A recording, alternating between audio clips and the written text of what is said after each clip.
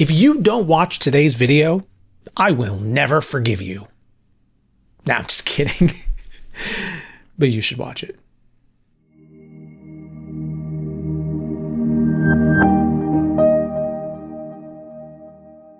Hi, I'm Justin Lee, and this is A Year of Bible. We're starting week 15 of our year-long series, and if you're just joining us, maybe spooked by my intro, welcome.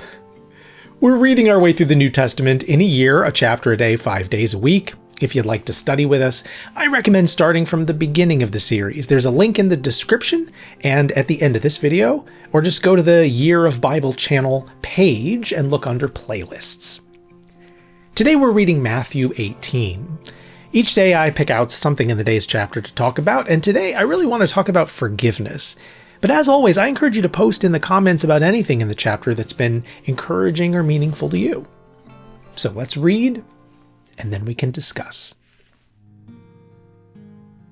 At that time, the disciples came to Jesus and asked, "Who then is the greatest in the kingdom of heaven?" Jesus invited a little child to stand among them. "Truly, I tell you," he said, "unless you change and become like little children, you will never enter the kingdom of heaven.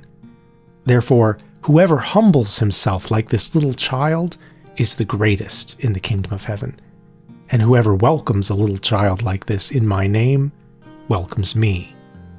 But if anyone causes one of these little ones who believe in me to stumble, it would be better for him to have a large millstone hung around his neck and to be drowned in the depths of the sea.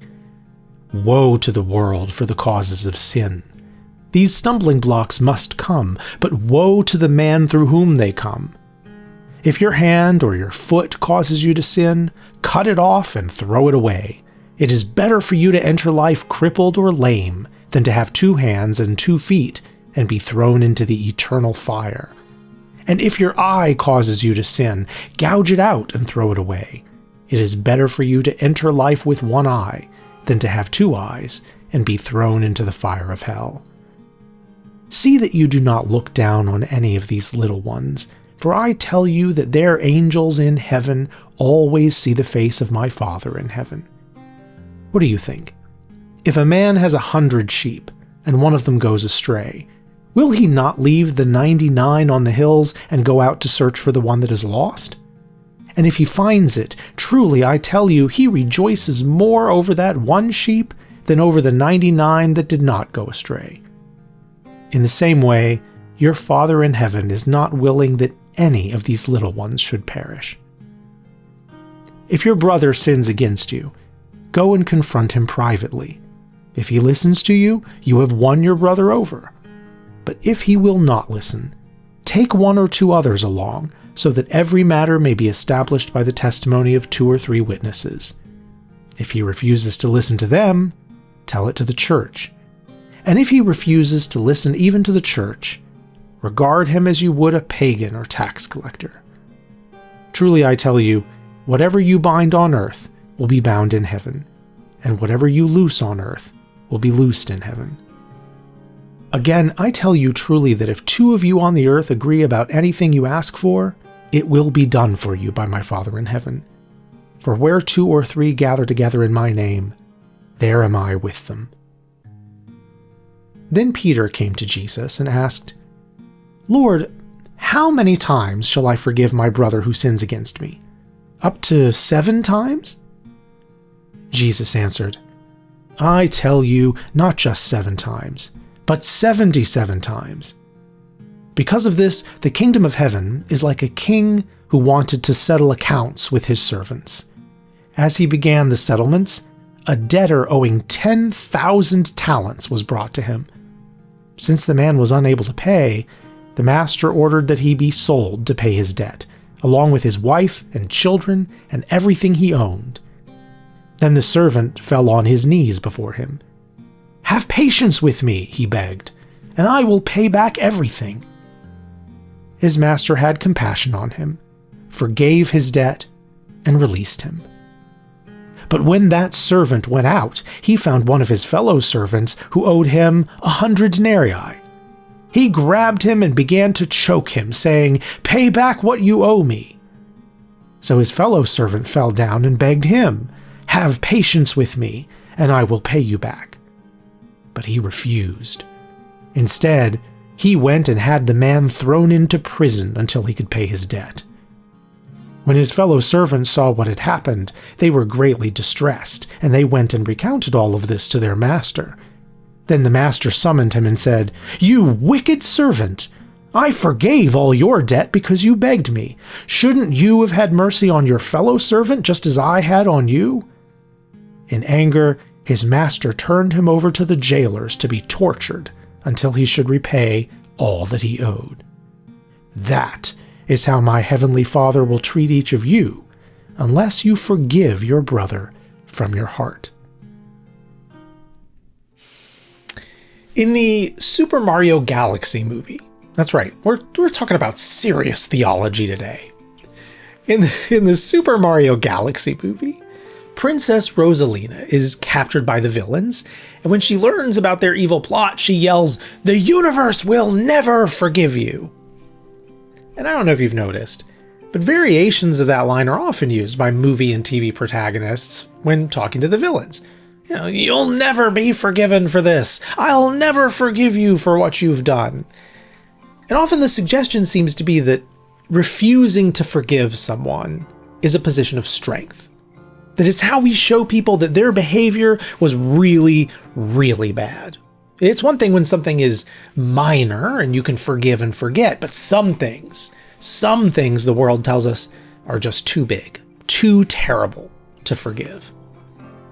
And look, I'm not here to criticize all your favorite movies and TV shows. They're fiction, and characters in fiction aren't necessarily supposed to teach us how to live. I mean, lots of my favorite characters in lots of my favorite movies and TV shows do or say things that I wouldn't want to emulate. But given how widespread this view is in our culture, I do think it's worth asking, is that a Christian point of view? And it's interesting because some of the things Jesus teaches us to do, like loving others or being generous with what we have, are things that I think most non-Christians would also agree are good things. Even if the world doesn't always do those things in practice, they're things that most people would agree that we should do more often. But there are other things Jesus teaches that a lot of people in our world would say are bad advice. And one of them is in this chapter, where Jesus teaches us to forgive the people who wrong us. We live in a world that often doesn't value forgiveness. And I find that to be more and more true as time goes on, with online echo chambers constantly stoking our grievances and giving us reasons to hate each other. I can't tell you the number of times that I have heard people say that forgiveness just makes you a welcome mat, and that what really matters is justice, making sure those wrong people get what they deserve. But here we have Jesus reminding us that no, we don't really want everyone to get what they deserve. And this is something we've talked about before, because if everyone else has to get what they deserve, then so do we. And while we can struggle to let go of the wrongs that others have done to us, we're often quick to forget about all the wrongs that we've done to others and to God. Now, when we read this parable about the servant who is forgiven of a massive debt to the king, only to then go and try and force a fellow servant to pay the much smaller amount that he owes to him, a tiny fraction of the debt that he has just had forgiven by the king, it's easy for us to sit in judgment of the guy, right? I mean, what a jerk. Doesn't he realize how much mercy he's just been shown? He's coming out way ahead in this deal. Why not let this other servant come out ahead as well? But of course, that's exactly Jesus' point, isn't it? That's why he tells this story, to make it clear to us how wrong we are when we refuse to forgive. Because the truth is, we all do this, don't we? We take God's mercy on us for granted, forget how much we've been forgiven, and then insist that someone who's wronged us should get all the judgment they deserve. But how can we refuse to forgive the people who hurt us and then turn around and expect God to forgive us for all the countless times we've sinned against God? The Bible frequently reminds us that we are sinners who are saved only by God's grace and mercy. And there are preachers out there who use those passages to make us feel terrible about ourselves, preaching fire and brimstone and suggesting that we should go through our lives just feeling constantly inadequate and small because of our sin. I don't think that's the Bible's message at all, though. I think the real reason to remember our sin is so we will remember the mercy we've been shown. Not to feel bad about ourselves, but to feel mercy toward others. If anything, God's mercy on us should give us confidence and make us feel loved. And it's that confidence and love that we will need to be able to say to someone else, I forgive you. Not only with the little things when we can easily forgive and forget, but even with the big things that we can't forget. Even when their sin is still causing us lasting pain. So my question to you today is, who are you struggling to forgive? Who are you holding a grudge against?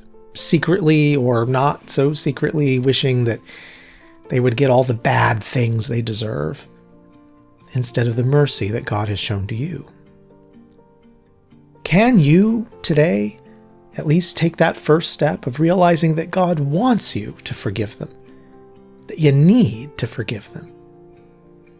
Because look, I know from personal experience that forgiving some people is sometimes way easier said than done. If you've been wronged by someone, really, really wronged in the way that leaves lasting emotional scars, you know that forgiveness is easy to talk about in theory, but it's much more difficult to put into practice, right? And there are some real and complex questions here, like how to forgive someone who's wronged you more than once without becoming a welcome mat or allowing them to continue a cycle of abuse, because I don't think at all that Jesus is asking us to allow abuse to continue, or how to forgive someone that you're holding a grudge against who's never apologized, or who's no longer in your life, or even no longer living. What does it look like to forgive them and let go of that hate even when there can be no reconciliation in this life? These are only a few of the big questions around forgiveness that I know I've had to wrestle with in my own life, and maybe when Jesus talks about forgiveness, these are some of the questions swirling around in your head too.